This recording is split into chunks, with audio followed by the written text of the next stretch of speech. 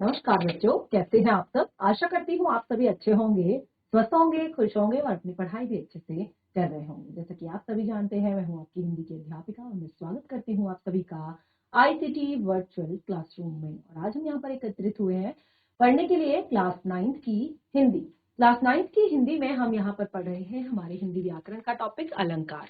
तो आपने देखा, हमने लास्ट सेशन में लगभग अपने अलंकारों के जो भेद हैं उनको लगभग क्लियर कर लिया था। केवल 2 अलंकार अभी हमारे यहाँ पर शेष रह गए हैं, लेकिन एक बार फिर से हम यहाँ पर जो हमारा टॉपिक था अर्थालंकार, उसको एक बार फिर से क्लियर करेंगे, रिवाइज करेंगे और उसके बाद हम अपने टॉपिक्स को आगे कंटिन्यू करेंगे।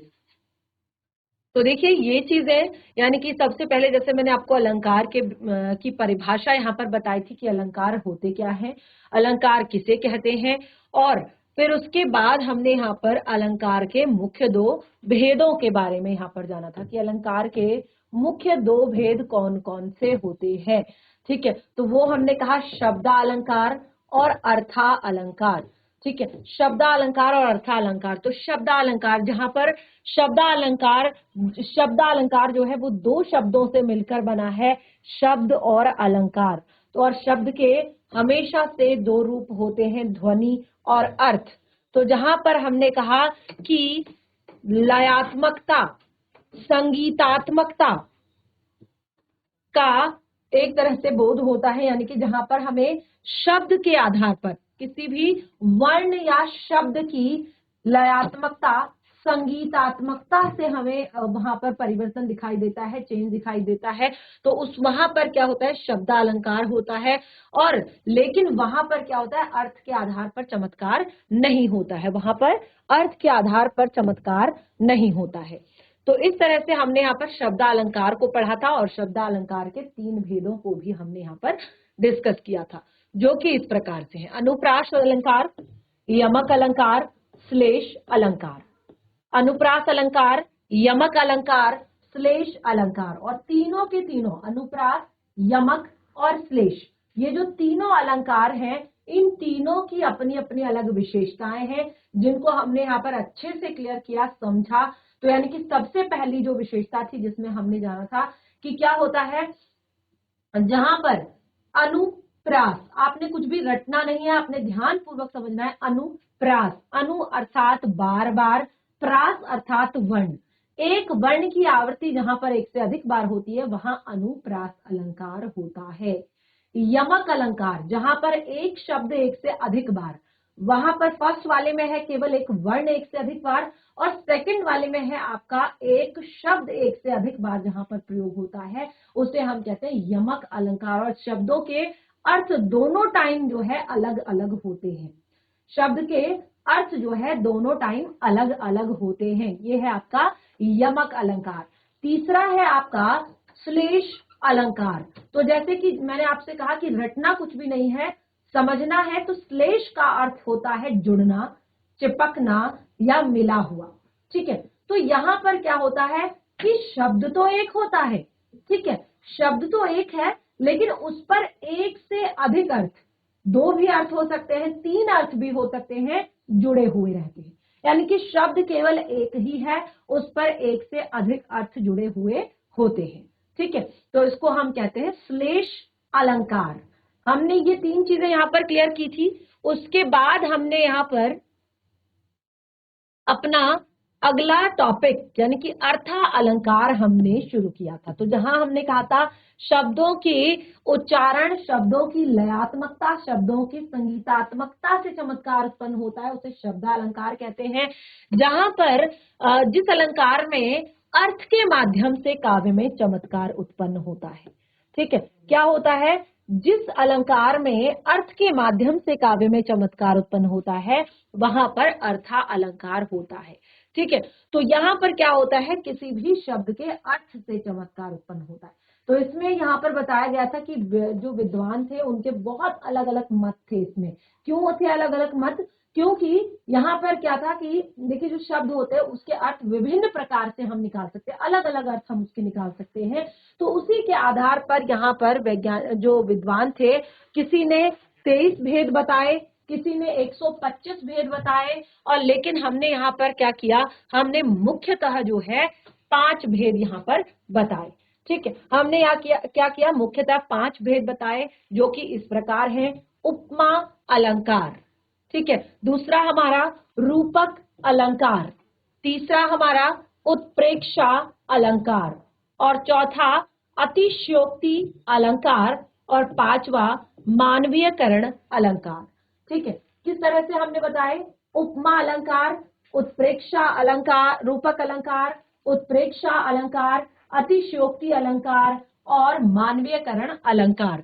तो इस तरह से 5 भेद हमने इसके मुख्य रूप से बताए, जिसमें हम यहाँ पर इन 3 भेदों को अपने लास्ट सेशन में बहुत अच्छे से क्लियर कर चुके थे, और मैं आशा करती हूँ कि आपको समझ भी आया होगा।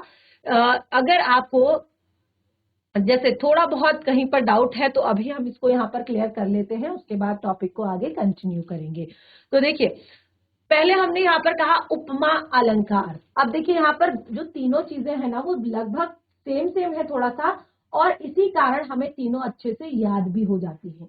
ठीक है, तो सबसे पहला है उपमा अलंकार, जब किन्हीं दो वस्तुओं के गुण, ठीक है, जब किन्हीं दो वस्तुओं के गुण, आकृति, स्वभाव आदि में समानता दिखाई दे। ठीक है, आदि में समानता दिखाई दे तो क्या कर देते हैं हम उनकी तुलना कर देते हैं। हम क्या कर देते हैं, अलग अलग होने पर, यानी कि वो भले ही वो दोनों अलग अलग वस्तुएं हैं, लेकिन कुछ उनमें हमें समानता दिखाई दे रही है, गुण के आधार पर, आकार के आधार पर और स्वभाव के आधार पर, तो हम क्या कर देते हैं, उनकी आपस में तुलना कर देते हैं। तो उसको हम क्या कहते हैं, उपमा अलंकार कहते हैं। और देखिए एग्जाम्पल भी आपके सामने यहाँ पर है। जैसे हमने क्या कहा था, हरिपद कोमल कमल, चंद्र मुख चंद्रमा सा सुंदर। ठीक है, और भी मैंने यहाँ पर आपको बहुत सारे एग्जाम्पल जो है उदाहरण लिखवाए थे, बताए थे। और अब देखिए यहाँ पर हमने एक चीज और हमने इसमें कही कि यहाँ पर जो हमारा उपमा अलंकार है उसमें 4 चीजें मुख्य रूप से होती हैं। आपको क्या 4 चीजें देखनी है, सबसे पहले आपने देखना है उपमान और उपमेय, और उसके बाद आपने देखना है साधारण धर्म, और उसके बाद आपने देखना है वाचक शब्द। ठीक है, तो ये आपने कैसे देखना है, अब हमने यहाँ पर क्या कहा था कि इसमें हमने कहा मुख चंद्रमा सा सुंदर। ठीक है, मुख चंद्रमा सा सुंदर, मुख क्या है, उपमेय है, अर्थात मुख की उपमा एक तरह से चंद्रमा की उपमा किसको दी जा रही है, मुख को दी जा रही है। तो मुख क्या है, उपमेय है, और चंद्रमा क्या है, उपमान है। उसके बाद दोनों में कॉमन चीजें क्या है कि दोनों ही सुंदर हैं, तो सुंदर शब्द आपका साधारण धर्म हो गया। ठीक है, इसको साधारण धर्म क्यों कहा, क्योंकि ये दोनों में ही कॉमन है। ठीक है, मुख भी सुंदर है और चंद्रमा भी सुंदर है, और दोनों में इसीलिए तो तुलना की है कि मुख भी बहुत ज्यादा सुंदर है और चंद्रमा तो सुंदर है ही, तो इसीलिए यहाँ पर दोनों की तुलना की है। तो दोनों में साधारण धर्म यानी कि सेम चीजें क्या है, दोनों में कॉमन क्या है, दोनों में वो है सुंदर। ठीक है, वो है सुंदर।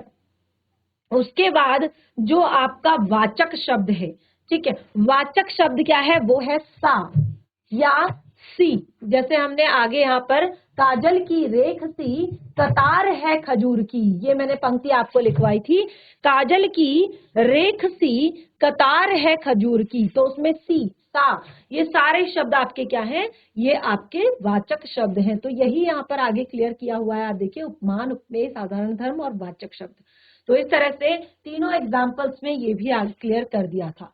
उसके बाद देखिए हमने यहाँ पर रूपक अलंकार की हमने यहाँ पर बात की थी। तो रूपक अलंकार में हमने कहा था कि रूपक अलंकार में क्या होता है, जब गुण और की अत्यंत समानता के कारण, ठीक है, वहां पर हमें थोड़ा थोड़ा चीजें समान दिखाई दे रही थी, तो हमने क्या कर दिया था, तुलना कर दी थी।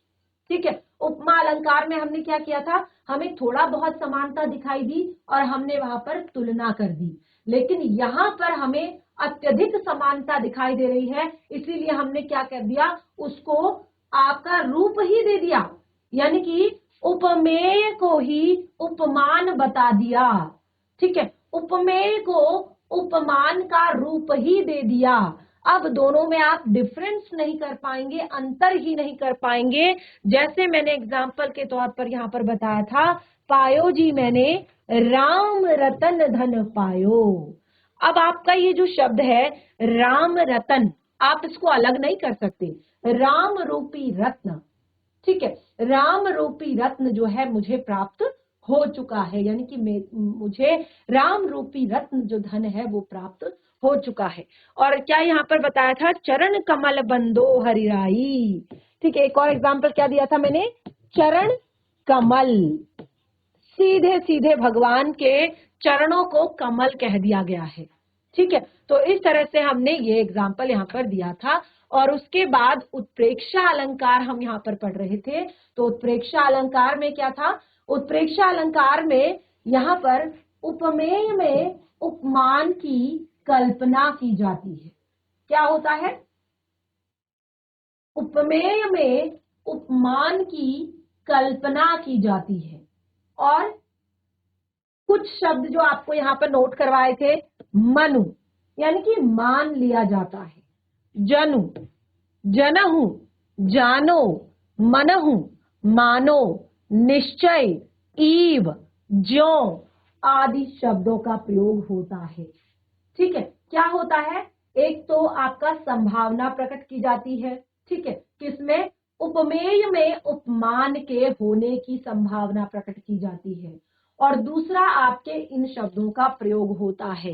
अब आप देखिए, ले चला साथ में तुझे कनक, ले चला साथ में तुझे कनक, जो भिक्षुक लेकर स्वर्ण, जो भिक्षुक लेकर स्वर्ण, मैं इस तरह धतूरे को अपने साथ ले गया जैसे कोई भिखारी सोने को अपने साथ लेकर जाता है, ठीक है। नेत्र मानो कमल है, नेत्र मानो कमल है, नेत्रों को मान लिया गया है जैसे वो कमल है, ठीक है। इसी तरह से एक और एग्जाम्पल मैंने यहाँ पर दिया था कि उस काल मारे क्रोध के तन कांपने लगा उनका, क्या एग्जाम्पल दिया था, उस काल मानो क्रोध के तन कांपने लगा उनका, मानो हवा के वेग से सोता हुआ सागर जगा।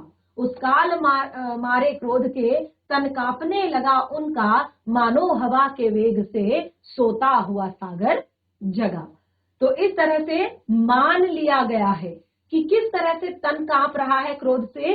जैसे जब तेज तूफान चलता है ना, तो फिर जो एक शांत समुद्र है उसमें तेज वेग से लहरें उठने लगती हैं, जोर जोर से वो लहर मारने लगता है। तो बिल्कुल अभी क्रोध से शरीर उसका इस तरह से कांप रहा है। क्या कहा कि यहाँ पर उस काल मारे क्रोध के तन कांपने लगा उनका, मानो हवा के वेग से सोता हुआ सागर जगा, ठीक है। तो ये हमने पढ़ा था उत्प्रेक्षा अलंकार में। अब देखिए उत्प्रेक्षा अलंकार हमारा यहाँ पर क्लियर हो चुका था और यहाँ तक आप सभी ने लास्ट सेशन में अच्छे से समझ लिया था, अच्छे से पढ़ लिया था। अब जो हमारा अगला अलंकार है वो है हमारा अतिशयोक्ति अलंकार।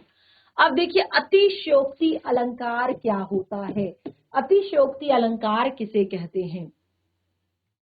देखिए कई बार क्या होता है कि हम किसी चीज के बारे में इतना ज्यादा बोल देते हैं कि उस पर यकीन करना मुश्किल होता है, ठीक है ना। कुछ ऐसी चीजें करते हैं कि हाँ यार ऐसा क्या, सच में ऐसा हो सकता है, यानी कि यकीन करना मुश्किल हो जाता है। तो उसको कहते हैं अतिशयोक्ति। अतिशयोक्ति अर्थात बढ़ा चढ़ाकर बोलना। कहते हैं ना कि ये तो बहुत ज्यादा, कोई भी अपनी चीज को क्या करता है, बढ़ा चढ़ाकर बोलता है, ऐसी चीजें बोल देता है जिसपे हमें यकीन ही नहीं होता कि सच में ऐसा है कि, तो उसे कहते हैं अतिशयोक्ति, ठीक है। तो जब किसी व्यक्ति, वस्तु आदि का वर्णन बहुत बढ़ा चढ़ाकर किया जाए तब वहां अतिशयोक्ति अलंकार होता है। जब किसी व्यक्ति आदि, वस्तु आदि का वर्णन बहुत बढ़ा चढ़ाकर किया जाए तो वहां अतिशयोक्ति अलंकार होता है। और देखिए इस अलंकार में कैसे तथ्य बोले जाते हैं, जो नामुमकिन है, ऐसे तथ्य बोले जाते हैं जिनको हम एक तरह से स्पष्ट नहीं कर सकते, जिनको हम एक तरह से कह सकते हैं कि उसको हम बिल्कुल क्लियर नहीं कर सकते हैं, ऐसे तथ्यों को यहाँ पर बोला जाता है। अब देखिए यहां पर एग्जाम्पल के तौर पर, आगे नदियां पड़ी अपार, घोड़ा कैसे उतरे पार। आगे नदियां पड़ी अपार, घोड़ा कैसे उतरे पार। राणा ने सोचा इस पार, तब तक चेतक था उस पार। राणा ने सोचा इस पार, तब तक चेतक था उस पार। अब आप देखिए, क्या केवल सोचने मात्र से घोड़ा उस पार जा सकता है? क्या केवल सोचने मात्र से? क्या कहा है? आगे नदियां बड़ी अपार, पड़ी अपार, बहुत बड़ी नदी है आगे, ठीक है। घोड़ा कैसे उतरे पार। जब तक राणा जी ये सोच रहे थे कि इतनी बड़ी नदी है और घोड़ा कैसे इसे पार करेगा, राणा ने सोचा इस पार। जब तक राणा इस पार खड़े होकर सोच रहे थे नदी के, तब तक घोड़ा उस पार पहुंच चुका था। क्या ये संभव है? अब देखिए, महाराज के सोचने की प्रक्रिया खत्म होने से पहले ही, यानी कि कोई भी इंसान, अगर मान लो उसके सामने कोई समस्या है, तो जब तक वो सोचेगा उसके बाद ही तो वो रिस्पॉन्स करेगा। पहले वो सोचेगा कि अरे मुझे इस समस्या को हल किस प्रकार से करना है, इस समस्या का क्या हल है, अच्छा ये हो गया है तो इसके लिए मैं क्या करूं। वो कम से कम 10 सेकंड तो सोचेगा, उसके बाद ही वो आगे कदम उठाएगा। लेकिन यहाँ पर महाराणा प्रताप के सोचने की प्रक्रिया खत्म होने से, जैसे क्या कहा, राणा ने सोचा इस पार, तब तक चेतक था उस पार। यानी कि जैसे ही उनके सोचने की प्रक्रिया शुरू हुई थी, यानी कि खत्म भी नहीं हुई थी कि घोड़ा उस पार पहुंच चुका था। ठीक है, तो अब देखिए, उससे पहले ही चेतक ने नदी पार कर दी थी। तो यह महाराणा प्रताप के घोड़े चेतक की अतिशयोक्ति यहाँ पर की गई है, यानी कि उसकी जो तारीफ की गई है महाराणा प्रताप के घोड़े की, वो थोड़ा सा बढ़ा चढ़ा कर यहाँ पर की गई है, जिस पर यकीन करना मुश्किल हो रहा है। इस तथ्य को लोक सीमा, एक इंसान के, मनुष्य के सोचने की जो सीमा होती है, समझने की जो सीमा होती है, उससे कहीं बढ़ा चढ़ाकर इसका वर्णन किया है। अतः इस उदाहरण में अतिशयोक्ति अलंकार है। ठीक है, तो समझे आप कि अतः इस अलंकार में अतिशयोक्ति अलंकार है, अतिशयोक्ति यहाँ पर की गई है। तो देखिए, ये आपका था एग्जाम्पल अतिशयोक्ति अलंकार का। एक और एग्जाम्पल हम यहाँ पर लेंगे। देख लो साकेत नगरी है यही, स्वर्ग से मिलने गगन में जा रही। देख लो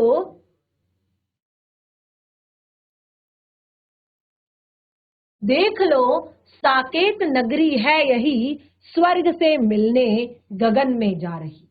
तो देखिए, यहाँ पर क्या कहा है, एक तरह से जो नगरी है, नगर जो है, उसकी सुंदरता का वर्णन किया जा रहा है। ठीक है, साकेत नगरी, उसकी सुंदरता का वर्णन किया जा रहा है, और ये वर्णन बहुत ही बढ़ा चढ़ाकर किया जा रहा है। ये वर्णन जो है बहुत ही बढ़ा चढ़ाकर किया जा रहा है कि किस तरह से वह स्वर्ग से मिलने गगन में जा रही है। अब देखिए, भले ही उसकी सुंदरता स्वर्ग के समान हो, भले ही कह सकते हैं वहां पर खूब ज्यादा साफ सफाई है, सुंदरता है, स्वच्छ शहर है और लोगों के अंदर डिसिप्लिन है, सब कुछ ठीक है, लेकिन क्या वो डायरेक्ट स्वर्ग से मिल सकता है? क्या उसका कंपेयर तब भी स्वर्ग से किया जा सकता है कि वो स्वर्ग से मिलने जा रहा है, यानी कि स्वर्ग के समान हो चुका है? तो ऐसा तो पॉसिबल ही नहीं है।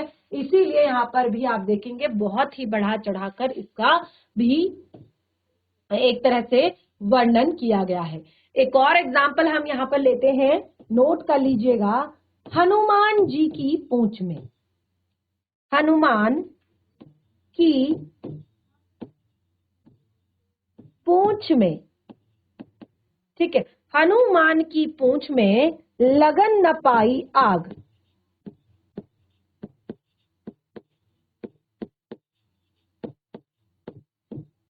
हनुमान की पूंछ में लगन न पाई आग,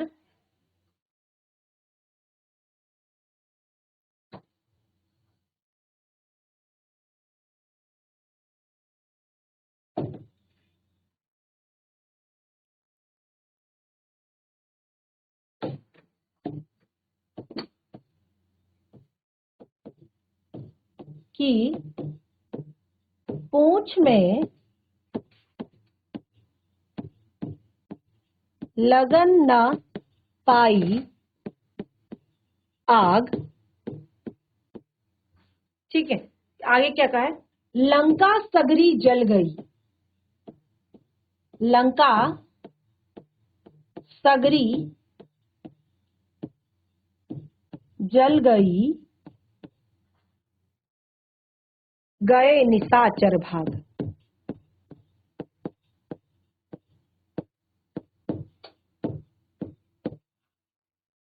भाग। ठीक है, अब इसको जरा ध्यान से पढ़िए, क्या लिखा है हमने यहाँ पर? हनुमान जी की पूंछ में लगन न पाई आग, लंका सगरी जल गई, गए निशाचर भाग। अब यहाँ पर देखिए, हमने कहा है हनुमान जी की पूंछ में लगन न पाई आग, यानी कि अभी हनुमान जी की पूंछ में अच्छे से आग लगी भी नहीं है। ठीक है, हनुमान जी की पूंछ में लगन न पाई आग, लंका सगरी जल गई, कि सारी लंका जल चुकी है और सारे निशाचर जो है भाग चुके हैं। तो क्या ऐसा पॉसिबल है कि हनुमान जी की पूंछ में आग लगी भी नहीं है और जो पूरी लंका है वो जल चुकी है और सारे निशाचर जो है वो भाग चुके हैं? ठीक है, तो यहाँ पर जो हनुमान जी की एक तरह से पूंछ में आग लगने की जो प्रक्रिया है उसको जो है काफी बढ़ा चढ़ाकर बताया गया है। ठीक है, तो इस तरह से हम जानते हैं कि जब भी किसी चीज का बहुत ही बढ़ा चढ़ाकर वर्णन किया जाता है तो वहां पर अतिशयोक्ति अलंकार होता है। और यहाँ भी जो ऊपर दी गई पंक्ति है और जो ये नीचे दी गई पंक्तियां हैं, इनमें क्या है? अतिशयोक्ति अलंकार है। समझ गया आप लोग? समझ आ गया? देखिए, जब किसी चीज को बहुत बढ़ा चढ़ाकर बोला जाता है, ठीक है, जहां पर क्या होता है कि यकीन करना मुश्किल हो जाता है, वहां पर हम कहेंगे कि अतिशयोक्ति अलंकार है। तो यहाँ पर जो तीनों एग्जाम्पल मैंने आपको दिए, तीनों ही किस तरह के हैं जहां पर हमें बात को एक तरह से बहुत टाइम लग रहा है कि समझ ऐसा हो भी सकता है, क्या ऐसा पॉसिबल है? तो यकीन करना मुश्किल हो रहा है, अतः यहाँ पर अतिशयोक्ति अलंकार है। उसके बाद है हमारा नंबर 5, मानवीयकरण अलंकार। ये बहुत ही ज्यादा महत्वपूर्ण है। और देखिए, ये सारी चीजें पढ़ने के लिए इसलिए भी यहाँ पर जरूरी है क्योंकि जब आप लिटरेचर पढ़ते हैं, उसमें काव्य खंड जब आप पढ़ते हैं तो काव्य खंड में आपको भाव सौंदर्य, काव्य सौंदर्य आपने देना होता है। तो जब आप कविता को समझेंगे, जब आप पढ़ेंगे और जब आपको इस तरह के अलंकारों का ज्ञान होगा, तभी आप कविता में जो रस है, जो छंद है, जो भाव है, जो अलंकार है, उनके बारे में आप बता पाएंगे। तो इसीलिए ये सारी चीजें पढ़ना बहुत ज्यादा जरूरी है। अब देखिए, मानवीयकरण अलंकार। मानवीयकरण अलंकार क्या होता है? मानवीयकरण यानी कि किसी को किसी भी वस्तु का, ठीक है, मानवीयकरण करना, यानी कि उसको व्यक्ति, मनुष्य का रूप देना, मानवीयकरण अलंकार कहलाता है। ठीक है, तो जब प्रकृति वस्तुओं, जैसे जो प्राकृतिक वस्तुएं होती हैं, जैसे पेड़ पौधे, बादल, इन सभी में मानवीय भावनाओं का वर्णन होता है, यानी कि उनको दिखाया जाता है कि वो किसी मनुष्य की तरह एक्ट कर रहे हैं। जितनी भी हमारी प्रकृति है, चाहे पेड़ पौधे हो, चाहे नदियां हो, चाहे फसलें हो, चाहे धरती हो, चाहे आसमान हो, चाहे सागर हो, चाहे तारे हो, चाहे चंद्रमा हो, चाहे सूर्य हो, किसी भी चीज का जब मनुष्य की भावनाओं के जैसा वर्णन होता है, यानी कि उसको ऐसा सोचा जाता है कि उसमें मानवीय भावनाएं हैं, इस तरह से जब उसका वर्णन किया जाता है, या फिर कोई निर्जीव वस्तु को जब सजीव रूप में दर्शाया जाता है, ठीक है, कोई निर्जीव वस्तु जो है जिसमें कोई प्राण नहीं है, उसको सजीव वस्तु की तरह जहां पर दर्शाया जाता है, उसे मानवीयकरण अलंकार कहते हैं।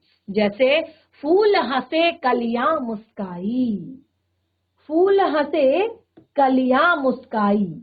अब यहां पर देखिए, जो हंसना या मुस्कुराना या रोना या डरना, ये सारी प्रक्रियाएं किसके अंदर होती हैं?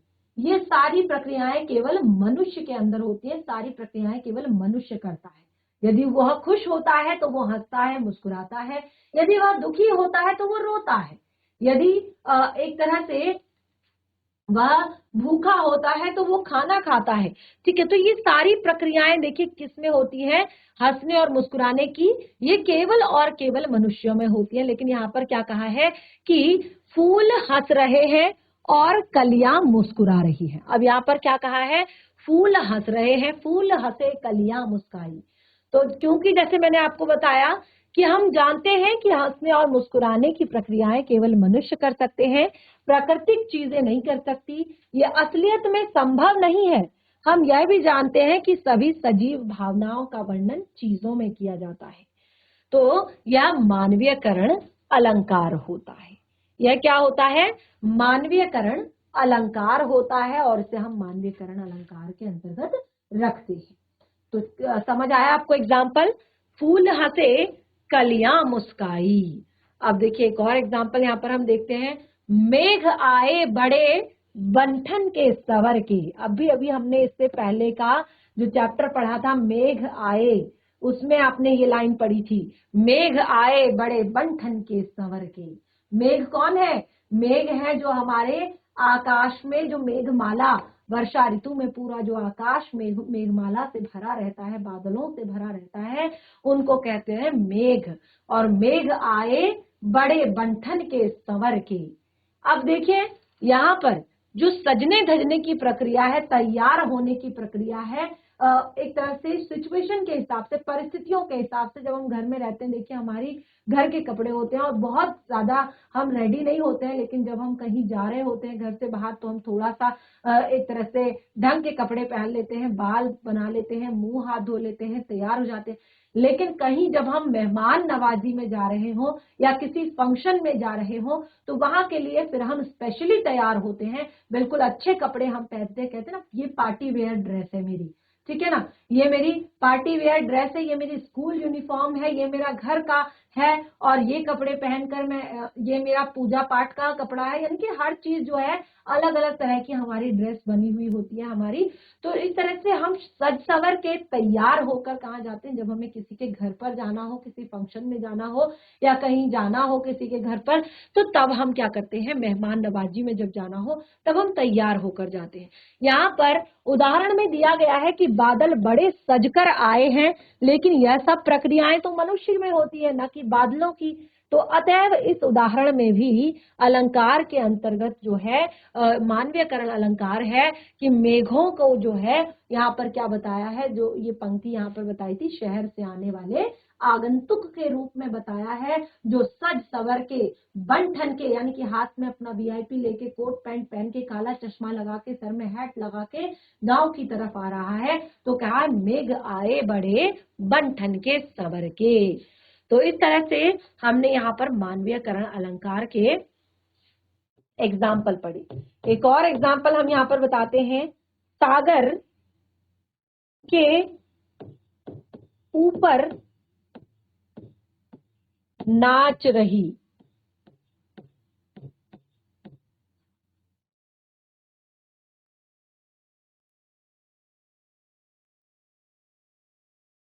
सागर के ऊपर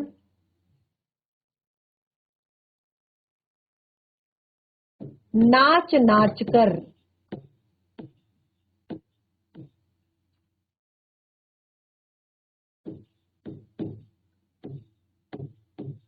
करती है लहरें मधुर मधुर गान।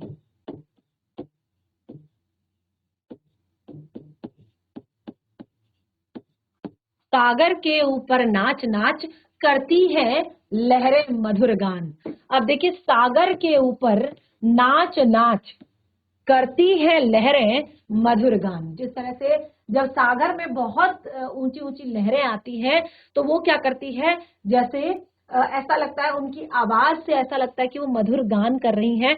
तो यहाँ पर देखिए जो समुद्र की जो लहरें हैं उनको सजीव दिखाया गया है, ठीक है, उनको क्या किया गया है, सजीव दिखाया गया है, और उनको एक मानव की तरह दिखाया गया है कि वो बहुत ज्यादा खुश है और बहुत ज्यादा चंचल है और बहुत मीठा मीठा गाना गाते हुए वो क्या कर रहा है, नृत्य कर रहा, नृत्य जो है कर रही है। तो यहाँ पर हमने कहा कि जब जब जब सजीव भावनाओं का वर्णन चीजों में किया जाता है ठीक है, तो इससे हमें क्या कंफर्म हो रहा है कि जब सजीव भावनाओं का वर्णन चीजों में किया जाता है तो तब यह मानवीयकरण अलंकार होता है। किसी भी सजीव भावना का जब वर्णन चीजों में किया जाएगा, वस्तुओं में किया जाएगा, प्रकृति में किया जाएगा, तो वह क्या होगा? मानवीयकरण अलंकार होगा। ठीक है, तो इस तरह से हमारे यहाँ पर सभी अलंकारों के जो भेद हैं वो क्लियर हो चुके हैं। हमने सारे अलंकार बहुत अच्छे से पढ़े, समझे और उनको बहुत अच्छे से यहाँ पर डिस्कस भी किया। और बार बार मैंने जब भी हम अपने सेशन को स्टार्ट करते हैं तो मैंने यहाँ पर फिर से आपको रिवाइज भी किया है टॉपिक को। अब देखिए यहाँ पर हम जो पढ़ रहे हैं वो है निम्नलिखित पद्यांशों में से प्रयुक्त अलंकारों की पहचान कर उनके नाम लिखिए। अब देखिए ध्यान से समझिएगा, मैंने आंसर तो साथ में ही लिखे हैं। तो यहाँ पर कहा है कि अलंकारों की पहचान करके उसका नाम आपने यहाँ पर लिखना है। ठीक है, को घटी ये वृषभानुजा वे हलधर के वीर, को घटी ये वृषभानुजा वे हलधर के वीर। तो यहाँ पर क्या कहा है? हलधर के वीर। ठीक है, एक सुंदर सांप का मुंह था खुला, एक सुंदर सीप का मुंह था खुला। ठीक है, सुंदर सीप, सवर्ण की आवृत्ति, कितनी करुणा कितने संदो, कवर्ण की आवृत्ति, धारा पर पारावार यो हलत है, धारा पर पारावार यूं हलत है। ठीक है, तो दोनों ही शब्द जो हैं यहाँ पर 2 बार प्रयोग हुए हैं और दोनों का जो अर्थ है वो अलग अलग है। पाहुन जो आए हों गांव में, पाहुन जो आए हों गांव में नगर से। ठीक है, तो यहाँ पर श्लेष अलंकार है। ठीक है, तेरी बछरी ने बर छीने हैं खलन के, तेरी बरछीने हैं खलन के, बरछीने हैं खलन के, यानी कि एक शब्द एक से अधिक बार प्रयोग हुआ है लेकिन दोनों का अर्थ अलग अलग है। तेरी बरछीने हैं खलन के। ठीक है, तो इस तरह यहाँ पर यमक अलंकार है। उसके बाद हमारा आता है प्रयुक्त, सेम चीजें हैं, पद्यांशों में अलंकारों की पहचान करके उनके नाम बताइए। ध्यान से समझिएगा। नील गगन सा शांत हृदय था रो रहा, नील गगन सा शांत हृदय था रो रहा। ठीक है, नील गगन सा शांत हृदय था, तो हृदय उपमेय, नील गगन उपमान, जो रो रहा आपका साधारण धर्म, सा आपका वाचक शब्द। तो ये चारों जिसमें होते हैं वो क्या होता है? आपका उपमा अलंकार होता है। नील गगन सा शांत हृदय था रो रहा। ठीक है, वन शरदी चंद्र का चादर ओढ़े, वन शरदी चंद्र का चादर ओढ़े। यहाँ पर क्या दिया गया है? रूपक अलंकार। जान पड़ता है नेत्र देख, बड़े बड़े हीरों में गोल नीलम है जड़े, जान पड़ता है नेत्र देख, बड़े बड़े हीरों में है नीलम जड़े। क्या कहा है? जान पड़ता है।